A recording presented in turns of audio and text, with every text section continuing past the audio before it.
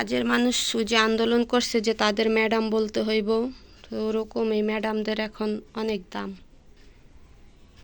এখন কাজের মানুষের কত দাম। এই পাতিলাগুলা এখানে মনে হয় কয়টা 50টা পাতিলা হইব।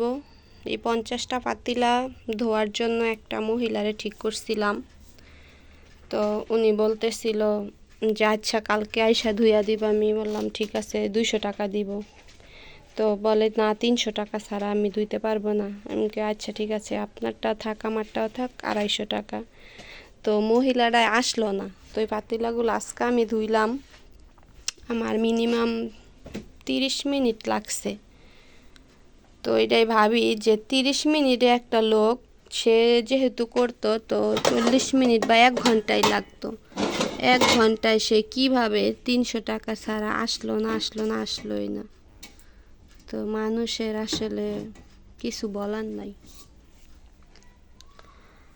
এখন দেখা যায় যারা কাজের মানুষ যে আন্দোলন করছে যে তাদের ম্যাডাম বলতে হইব, তো ওরকম এই ম্যাডামদের এখন অনেক দাম। এই যে তারপরে আর কি নিজের কাজ নিজেই সম্পূর্ণ করলাম সুন্দর করে যত্ন করে। এইভাবে কিন্তু নিজের কাজ নিজে করে একদিনে চাইলে আমরা অনেক টাকাই বাঁচাতে পারি। যেমন এই যে আজকে আমি একদিনে প্রায় 300 টাকার মতো বাঁচাইলাম।